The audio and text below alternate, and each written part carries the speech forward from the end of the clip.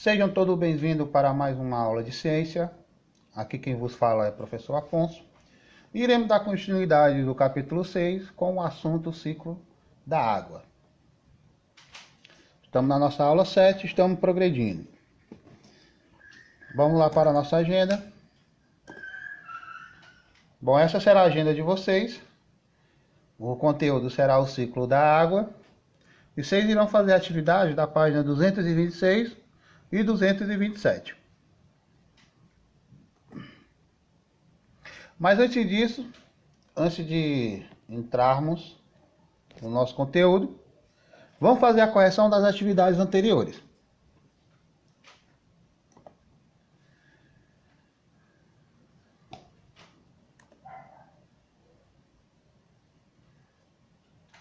Bom, a atividade anterior, eu pedi para vocês responderem as questões da página 219 e 220. Então, a primeira questão ele diz o seguinte: o que é um iceberg? Se necessário, faça uma pesquisa.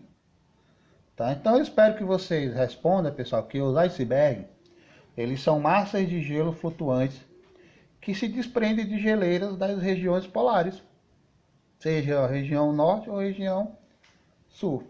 Tá? Então, esses grandes blocos de gelo, eles ficam flutuantes no oceano dos polos. Né? E com isso, com os desprendimentos desses grandes blocos de gelo, das geleiras, eles se tornam um perigo para navegantes, né? Para vários navios. Inclusive, no próprio início do capítulo, a gente vê o navio do Titanic, né, que afundou, ok? Como é que fala aqui o item B? Ele diz o seguinte, ó. O navio Titanic afundou após se chocar com iceberg, né, ou seja, um bloco de gelo, né? Porque o iceberg foi capaz de danificar o casco do navio do Titanic e a água do mar não? Vamos lá, né? Temos que entender o seguinte, pessoal. Do que é formado o iceberg? A gente viu que são massas de gelo, tá? Mas o gelo ele é formado de quê? Ele é formado por água. Por isso a questão, né? Então, por isso que a questão está perguntando. Por que é que o iceberg ele danificou o casco do navio? E a água não, se os dois têm a mesma substância? E a resposta é bem simples, pessoal. Ó. O iceberg ele danificou o casco de aço do navio porque ele é rígido, ele é duro, né? Já que a água ela está em seu estado sólido. Como a água do mar ela encontra-se em seu estado líquido, ela não é capaz de danificar o casco do navio, porque ela não é tão rígida como o iceberg. Tá, gente? Então, essa seria a resposta. E o item C, pessoal. Como você acha que a água da chuva já pode ter feito parte de um oceano? Essa questão, ela é basicamente confirmando o que a gente vai estudar hoje, gente. Porque assim, ó, o objetivo dela é levantar conhecimentos prévios de vocês em relação à circulação da água no ambiente, que também pode ser chamado de ciclo hidrológico, tá? Então, o ciclo da água ele também é chamado de ciclo hidrológico. Então, vocês deveriam responder o seguinte, ó, que parte da água dos oceanos, ela evapora, passando para o estado gasoso e atingindo a atmosfera terrestre, onde formam as nuvens e ocorre a formação de chuvas, graças à condensação do vapor de água. Certo, gente? Então, basicamente, essa seria a resposta. Ok? Se a sua resposta está nessa linha de raciocínio, tranquilo. Se não, você tem que fazer a correção aí. Ok? Bom, essas são as respostas. Se quiser dar pausa e dar uma verificada, a gente vai para outras questões, as outras duas, né? Então, aí a primeira questão diz o seguinte, ó. Converse com um colega sobre o que aconteceu nessa tirinha. né? Então a gente vê aí um cachorrinho aí observando um gelo que se transformou líquido, depois transformou gasoso. E ele responde o seguinte: seu caso de personalidade tripla é realmente muito séria, se referindo à água, né? Então, presta bem atenção, gente. O objetivo principal dessa questão é trabalhar a interpretação de imagens de vocês. Então, o que é que eu espero que vocês respondam, né? Vocês teriam que responder que na tirinha o gelo sofreu alterações, passando de gelo para água líquida e de água líquida para vapor, tá, gente? Então, era só isso mesmo. Já na segunda questão, a gente vê o seguinte, ó. Personalidades se refere às características de uma pessoa. São qualidades e defeitos que tornam cada pessoa única. A água não apresenta personalidade. Por que você acha que Bidu falou sobre personalidade nessa tirinha? Bom, a gente tem que entender o seguinte, ó, que essa questão ela tem como objetivo a associação da ideia, né, de características próprias como personalidade com o fato de cada estado físico da água apresentar um conjunto de características. Então Bidu, né, Bidu ele considera ludicamente como característica da água. Então, pessoal, esse termo ele foi usado no sentido figurado. Quer dizer o quê? Quer dizer que não se refere à realidade. Certo, pessoal? É interessante vermos que as características, elas se dizem das pessoas, né? Existem pessoas de diferentes formas. Pessoas alegres, extrovertidas, pessoas mais tristes, zangadas, enfim. Certo? Só para a gente entender, isso são características, tá, gente? No caso da figura, da tirinha, ele utilizou esse termo para denominar um outro tipo, tá certo? Aliás, a personalidade, desculpa, pessoal, a personalidade, né? Ele está denominando a personalidade como se fosse as características dos estados físicos da água, ok? Então essa foi a nossa tarefa, né? Quem aí não respondeu, corrija aí a tarefinha bem rápido. E vamos lá para a nossa aula, né? Bom, hoje iremos ver o ciclo da água, tá, gente? É uma aula bem leve, bem rápida.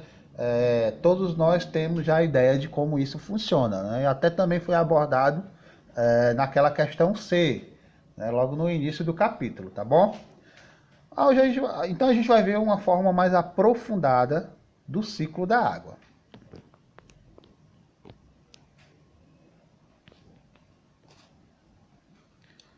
Então a gente tem algumas manchetes aí, ó. Leia as manchetes abaixo. Chuvas elevam o nível do rio Tocantins 3 metros acima do normal. Falta de chuva deixa rios e córregos secos na região norte de Goiás. Qual é o assunto abordado nas manchetes? A manchete, pessoal, ele trata da influência da chuva no nível de água de rios e dos córregos, tá? Então a gente tem duas notícias, duas manchetes sobre chuvas elevadas e chuvas em falta. Quarta questão: qual é a relação entre as nuvens, a chuva e a água dos rios e dos córregos? E aí, gente, como é que seria essa relação entre as nuvens, as chuvas, a água dos rios e dos córregos? Pense aí. Bom, vamos lá, né?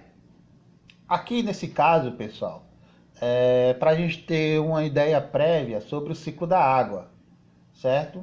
Então a gente deveria comentar o seguinte, né? Que a água dos rios e dos córregos, ela evapora e se condensa, formando as nuvens.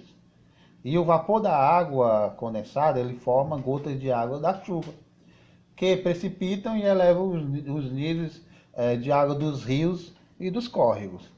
Tá, gente? Então a água ela pode ser encontrada nos seres vivos e em ambientes. Mas é possível que a água se mova no ambiente? Nosso amigo está dizendo que sim, né? Que a água ela está em constante movimento, podendo ser encontrada em diferentes ambientes, né? Então, como você percebeu ali, ó, nas manchetes, por exemplo, né? Você vê aí, ó, a manchete ele fala sobre Tocantins, né? O rio Tocantins, e está falando aqui também sobre o norte de Goiás, certo? O rio Tocantins, para quem não sabe, né? Ele nasce em Goiás, né? E aí ele corta Goiás, Tocantins, Pará, Maranhão, certo? Enfim, corta aí bastante estado. Mas como é que pode? O nível ter sido elevado, né, acima do normal, e onde ele nasce, no lugar que ele nasce, está seco, né? Justamente explica-se o movimento da água, né? Que o movimento da água no ambiente ele está associado às mudanças de estado físico. Essas mudanças, pessoal, eles geram um movimento contínuo da água no ambiente. A gente chama isso de ciclo da água ou ciclo hidrológico. Então, ao ler as manchetes acima, a gente pode perceber que a água presente nas nuvens, ela chega aos rios e córregos sobre a forma de chuva. Mas é possível que a água dos rios e do córrego retorne às nuvens? E aí, gente? Então, para responder a essas questões, a gente vai acompanhar o esquema a seguir, ó. Então, ele diz o seguinte: observe o esquema a seguir, simplificado do ciclo hidrológico, certo? Então a gente vai fazer a leitura da numeração de 1 a 4, tá? Aqui é 2, o outro slide está falando aqui de 1. Então, primeiro, o que ocorre, pessoal? Primeira parte. A parte da água presente na superfície dos oceanos, mares, rios e lagos sofre uma coisa chamada vaporização, certo? Pela ação da luz solar e também dos ventos. Os seres vivos também liberam vapor de água no ambiente por meio da respiração e da transpiração. Tá? Então, que tipo de seres vivos? Todos os seres vivos, né? Plantas, animais, seres humanos, enfim. Certo, gente? Algas marinhas também. Então, através da respiração, eles liberam vapor de água. Ok? Respiração e transpiração. Então vamos lá. Depois, pessoal, ó. Depois ocorre a condensação. O vapor de água sobe e atinge as camadas mais elevadas da atmosfera. A baixa temperatura faz esse vapor sofrer condensação, formando pequenas gotas de água no estado líquido, que se juntam e formam as nuvens. Tá, gente? Então, a condensação, nesse estado físico, após o processo de vaporização, é isso que ocorre. Como é que se forma, né, as nuvens para podermos termos chuvas, certo? Para que essas nuvens elas se formem para termos chuva. Depois, pessoal, vamos lá na fase 3. Depois, ocorre uma coisa chamada precipitação. O que é a precipitação? No interior das nuvens, as pequenas gotas de água elas se unem até formarem gotas maiores, que atingem a superfície terrestre na forma de chuva. Essa água, pessoal, ela escorre pela superfície e reabastece os reservatórios de água como os rios e mares. Certo, gente? Aí, basicamente, ele está dizendo para a gente, né, o que ocorre com a chuva, né? Como é que a água ela vem lá de cima até a superfície terrestre. Então, em alguns casos, a água presente nas nuvens, ela se solidifica e forma pequenos cristais de gelo, que se tornam maiores e chegam à superfície terrestre como granizo. Então, a gente tem que entender o seguinte, ó, que quando for mais alto a altitude, mais frio é, pessoal, tá? Então, quando você tem um determinado ambiente que é muito alto, certo? Principalmente em serra, em alguns casos específicos, a água que está lá nas nuvens, que está presente nas nuvens, ela fica solidificada, ela fica gelo. E quando ela vai cair superfície terrestre, não dá tempo ela descongelar, né? Transformar líquido. Então ela vai caindo em forma de granizo, né? Que a gente chama, né? São pequenos blocos de gelo. Eu já tive sim a oportunidade de ver uma chuva de granizo, gente. É bem interessante, é bem legal. Às vezes é meio assustador, né, no início, porque é um barulho muito forte, mais forte ainda do que quando a chuva cai por conta das pedras de gelo bater no teto, né, e fazer todo aquele barulho. Mas é legal, pessoal. O gelo, pedrinha de gelo é muito, muito legal, muito interessante. E por último, gente, a infiltração, né? Parte da água que chega à superfície terrestre filtra-se no solo, atingindo suas camadas inferiores, onde pode abastecer os reservatórios de água subterrânea.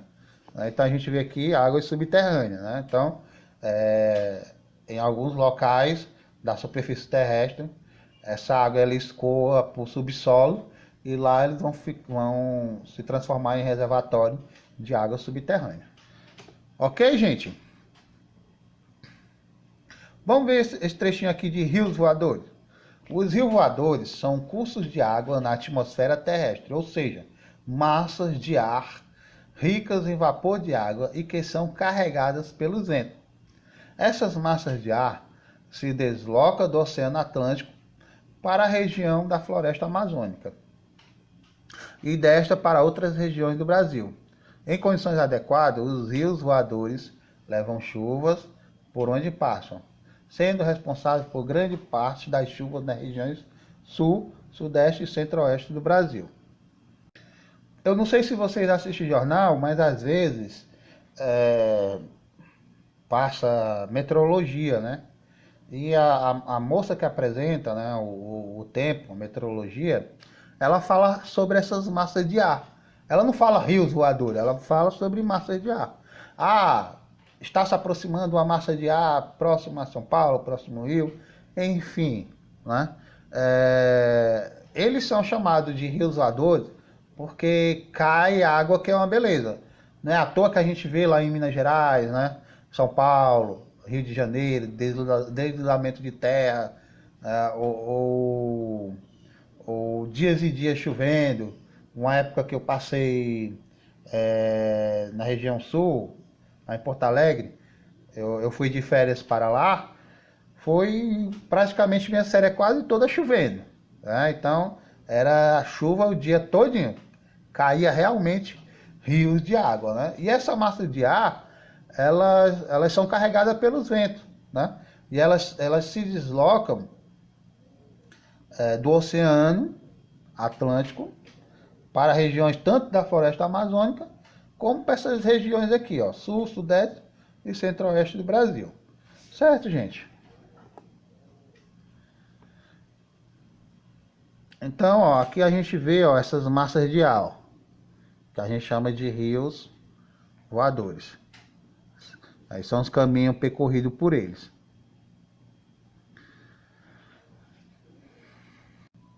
Então, essas massas de ar nada mais é do que grandes volumes de ar identificado pela temperatura e quantidade de vapor de água, certo? Qual é a sua participação no ciclo hidrológico? Ah, professor, a gente tem participação no ciclo hidrológico? Tem, gente. A gente também tem muita participação no ciclo hidrológico. Tá? Porque a gente também faz parte desse ciclo de água, né? O ciclo da água. A gente também faz parte, tá? Então, como é que a gente vai fazer parte do ciclo hidrológico, certo? A gente faz parte eliminando o vapor de água no ambiente, através da respiração e transpiração, né, gente? Então, é isso. Tem mais outro slide?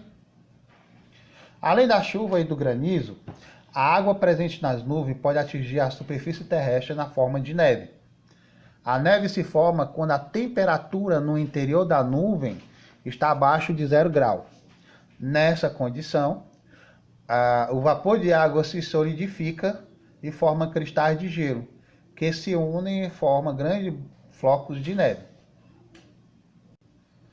Então, gente, é importante vocês notarem que a neve ela é mais comum em regiões mais frias do mundo, como aquelas que estão próximas aos polos. Que a gente vê ali, por exemplo, o Canadá, né? Algumas regiões dos Estados Unidos, que estão mais próximos do Polo Norte. Então ali você tem mais proliferação de neve, né? Aqui no Brasil, não é que neva, cai sim alguma geada, né? Cai alguns flocos de gelo. Mas dependendo da intensidade, quando ele chega na superfície terrestre, ele pode fazer sim uma fina camada de neve, né? Mas é mais comum nas regiões que estão mais próximas do polo, certo? Mas teve sim, pessoal, né? Em alguns anos já foi observado assim, né? A ocorrência de neve na região sul do Brasil. E isso até impulsionou o turismo naquela região, certo? Aí neve em Urubici, Santa Catarina, em 2014, tá, gente? Por causa da neve, algumas cidades de Santa Catarina, como Joaquim, de Urupema e Rio Grande do Sul, como Gramado e Canela, tornam-se ponto turístico, né? Então, aí você observa que é uma pequenazinha camada de neve, né? Bem fininha, tá, gente? Por conta aí do excesso de gelo que cai na superfície terrestre. E aí, gente, temos alguns slides bem simplificados sobre o ciclo da água, né? Ou o ciclo hidrológico, certo, gente? Então aí temos... por que ele tem esse nome ciclo? Porque, ó, gente, ó, é sempre em forma de círculo, né? Sempre é um ciclo, né? Vamos lá, evaporação, transpiração, vapor da água, chuva e neve, que é chamada de precipitação, temos a infiltração, água subterrânea e por aí vai, gente, tá? Então, por isso que a gente não deve interferir muito no ecossistema, porque senão a gente altera esse ciclo, certo? Aí mais o ciclo da água, né? Aqui um pouco mais especificado, certo? Que aí a gente tem a transpiração de alguns seres vivos, né? Temos a ocorrência de vento, certo? Os raios solares que ajudam na vaporização, temos as nuvens, enfim, gente, tá? Bom, essa foi nossa aula de hoje, uma aula bem rápida, bem simples. Não dá para ter muita dificuldade, só apenas mesmo um pouco de atenção na hora de chamar essas mudanças de estado, tá, gente? A próxima aula a gente vai estudar a água e as atividades humanas. A gente vai perceber que as atividades humanas interferem muito no ciclo da água. Então, espero que você tenha entendido a aula de hoje, né? E a gente se encontra na próxima aula, tá certo, gente? Faça as atividades e bons estudos. Tchau, tchau.